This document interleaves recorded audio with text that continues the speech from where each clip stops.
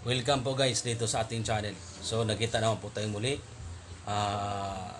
Magandang araw po sa inyong lahat. Ang gagawin po natin ngayon ay magbubuo po tayo ng 798 screen frame.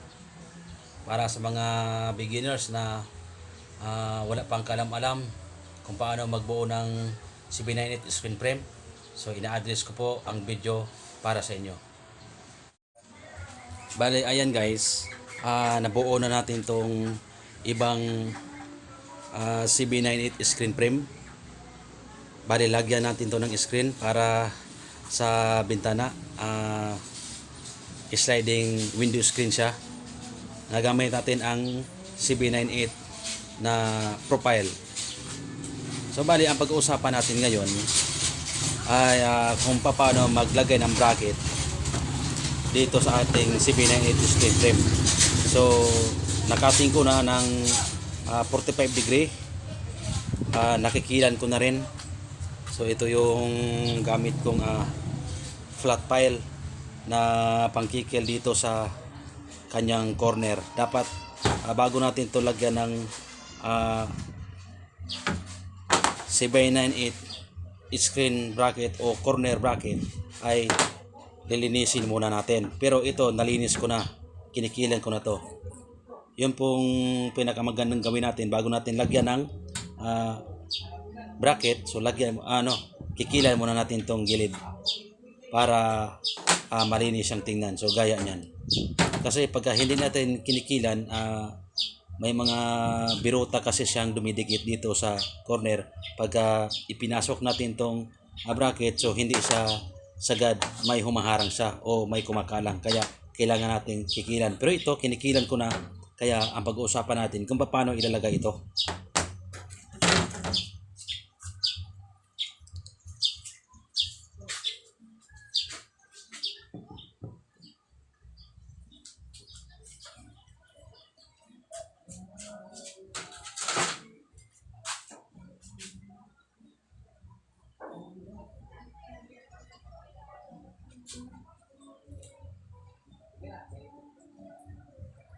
So bali ay may apat tayo na piraso.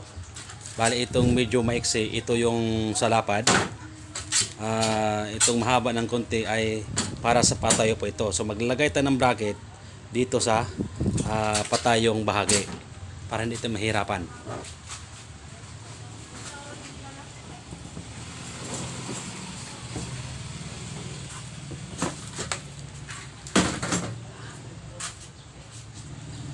So simple lang man.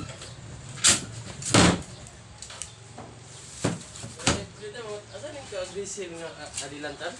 Aggressive sa dilantar. Dilantar man na siya. O salay lang ba?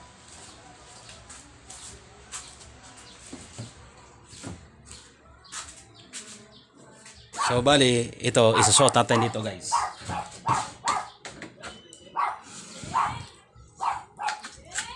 Yan. So pag medyo masikip, pupupukin nyo lang. Yan. Dulo sa dulo po to guys.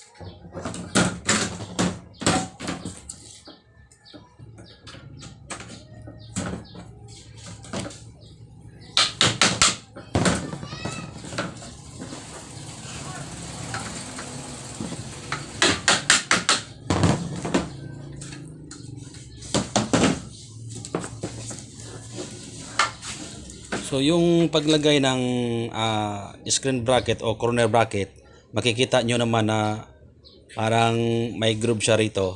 Tapos ito makikita nyo din na may canal siya. So iyan po ang isusuot natin para yung canal dito ay dito siya pumapasok sa groove. Hindi po pwede na ibabaliktad natin. Ayan. Kasi hindi po siya pumapasok. Kung ibabaliktad natin yan, sumasabit kasi siya dito. Ayan, itong parang nakausli. Kung makikita nyo, sumasabit siya guys. Kaya pagka pinasok natin ay dito natin isusuot. Yan. Ganyan yung pagsuot niya. Para itong kanal dito, ito kasi lagayan to ng muher. Kaya pwede nyong lagyan ng muher o mas magandang lagyan nyo ng muher Pero pwede rin hindi. Pero mas maganda lagyan nyo ng muher. Pero sa akin, minsan hindi na ako naglalagay. Yan, isusuot natin ng pag ganito. Dahil para hindi siya sasabit dito sa kabila. Kung binabaliktad kasi natin, sumasabit siya, hindi siya maipasok. So, ganyan yung pagpasok niya. Ayan. Kung medyo masikip, pukpukin nyo lang.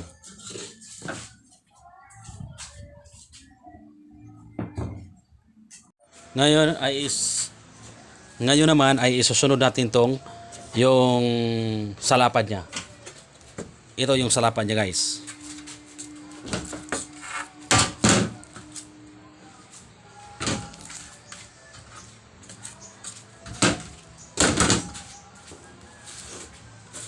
Ayan. Pagdudugtungin lang natin to.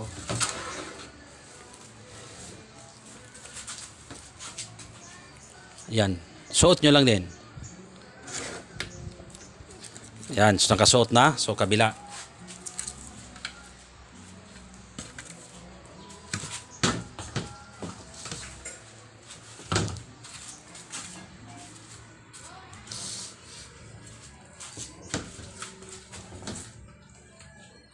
Suot nyo lang din. Ayan.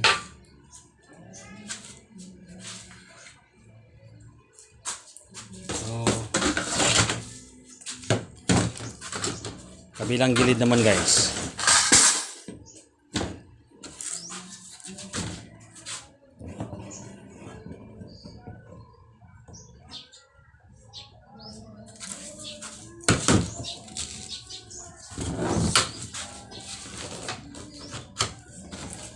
Yan.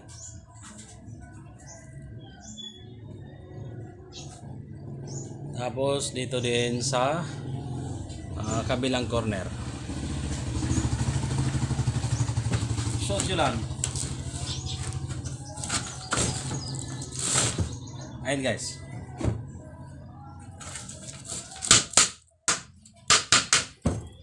So, dapat kasi ito ay naka-eskwala dahil kung hindi naka-eskwala, ang mangyayari, tatabingi yan pag sinalpag na doon sa job site.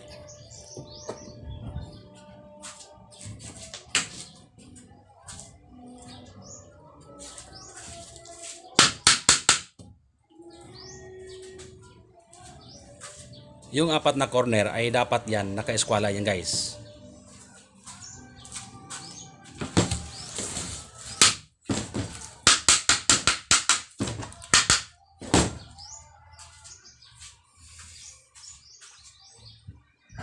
Ayan.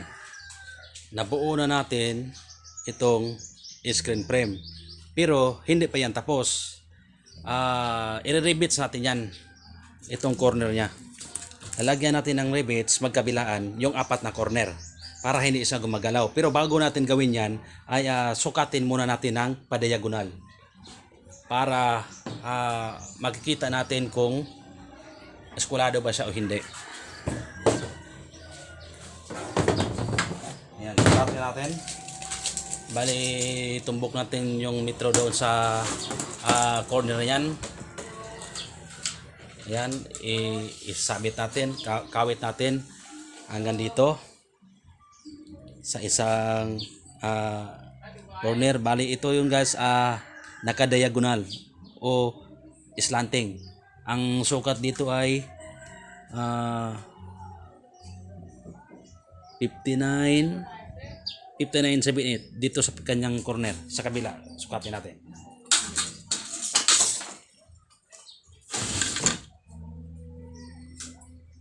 Doon, kawit natin yung metro. Ayan. At saka dito 59.18. So ang gagawin natin, bali pupukpukin natin yan para mag-label siya, guys.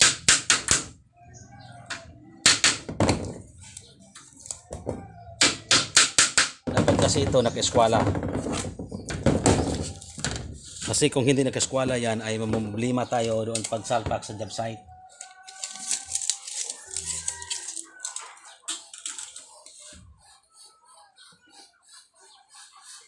Yan, sukatin natin ulit. Ayan, ang sukat niya ay 59.78 inches. Kabilang gilid din. Ulitin natin. Ayan, nakuha natin.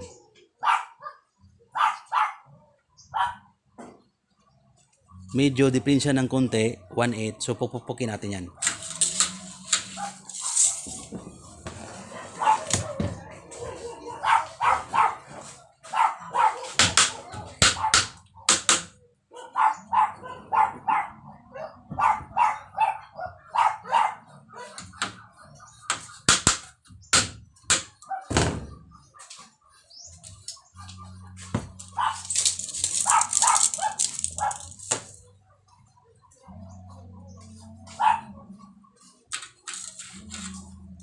Kaway natin ulit yung metro. Ayan. Dito sa kabilang gilid, diagonal. Ayan, nakukuha natin guys. 59.78 sa kabila.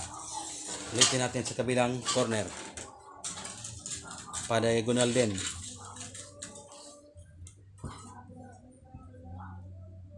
So ayan, 59.78 siya dito din sa bandang sa kabilang corner. So ayan, ang gagawin natin, i-rebits natin to.